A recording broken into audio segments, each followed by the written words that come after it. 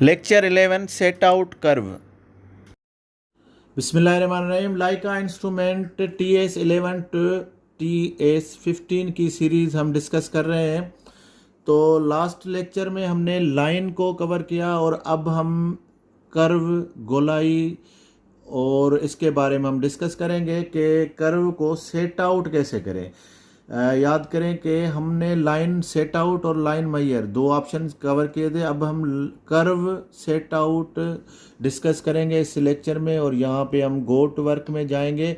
यहाँ पे सर्वे प्लस में जाएंगे, सेट आउट प्लस में। यहाँ पे ये जो ऑप्शन है ये सेट आउट प्लस का, इसको क्लिक करने के बाद यहाँ पे stake line, refer line, stake to refer line, इसमें चले जाएंगे तो यहाँ पे हमें लाइन का ऑप्शन मिलेगा। यहाँ से आप जॉब सिलेक्ट कर सकते हैं।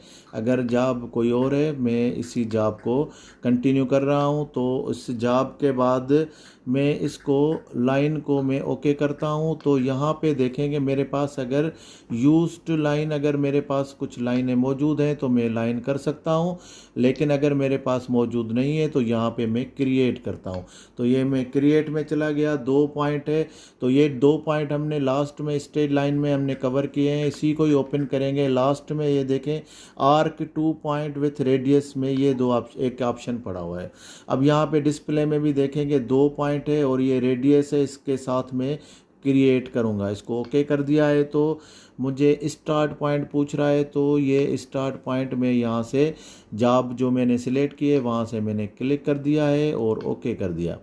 एंड पॉइंट है, एंड पॉइंट भी मैं ये पॉइंट क्लिक कर दिया है। तो अब जॉब लाइन जो आईडी है वो मैं चेंज कर देता हूँ 3A के नाम से। अल्फ़ा में जाऊंगा यहाँ पे और 3A के नाम से मेरे पास ये जॉब है, और रेडियस मैंने 3 मीटर रखा है, और लाइन की लेंथ मुझे ये कैलकुलेट करके ये 2 पॉइंट और रेडियस के हिसाब से ये मुझे अब लेंथ मिल रही है। और यहाँ पे मुझे मैप में भी ये कुछ इन्फॉर्मेशन देगा।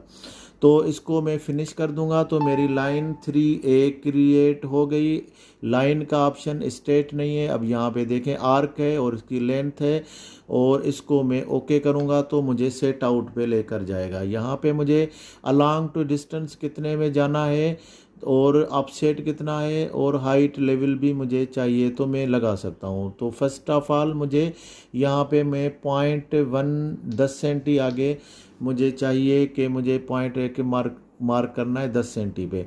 तो ऑफसेट मुझे 0 ही चाहिए। तो अब देखते हैं कि मुझे ये कैसे बताता है। इसको मैं ओके करूँगा। तो जैसे ही मैंने ओके कर दिया है तो इसको दोबारा ओके करूँगा। ये एंगल कैलकुलेट करके मुझे बता रहा है, तो इसको ओके कर दिया है। और अब मैं जाऊंगा इसको डिस्टेंस, अगर सेव करना है तो यहाँ पे आप पॉइंट भी इसको दे सकते हैं। पॉइंट आईडी में मैयर में जाऊंगा तो ऑटोमेटिकली उस पॉइंट में सेव हो जाएगा। लेकिन अब मैं डिस्टेंस में जा रहा हूँ तो डिस्टेंस में सेव नहीं होगा, सिर्फ मुझे डिस्प्ले में दिखाएगा। अब यहाँ पे देखें 15 सेंटी है, ये राइट में मुझे 15 सेंटी और 2 सेंटी मुझे ऑफसेट में चाहिए। तो ये लाइन है हमारी, तो ऑफसेट में मुझे 15 सेंटी चाहिए। तो ये मैं इसको 0 करूँगा तो ये मेरी सेटिंग आउट हो जाएगी। अब यहाँ पे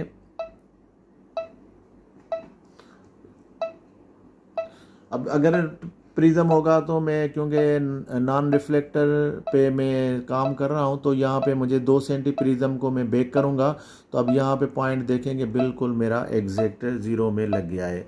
तो इसी तरह से अगर स्टॉप करूँगा और मैं दोबारा कोई और पॉइंट देना चाहता हूँ, मैं 0.05 में सेटिंग आउट चाहिए और प्लस 0.02 में, तो यहाँ पे ऑफसेट भी मैं दे सकता हूँ।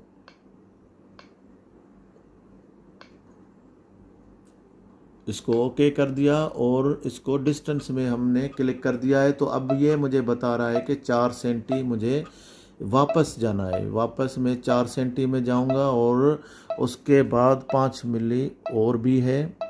तो ये पॉइंट मेरा सेट आउट हो गया है। 5 मिली मेरी तरफ और 1 मिली मुझे राइट में जाऊंगा तो मेरा पॉइंट सेट आउट हो जाएगा। तो इस तरह से आपको बैक में जाके इस जगह पे आपको जो भी आप along to distance from first point, ये एक लाइन मैंने बनाई है कर्व की, और यहाँ पे मुझे ऑफसेट जितना भी चाहिए मैं सेटिंग आउट करता आगे चलता जाऊंगा, और पूरा कर्व मुझे इंस्ट्रूमेंट हेल्प करेगा सेटिंग आउट करने में इस ऑप्शन के साथ।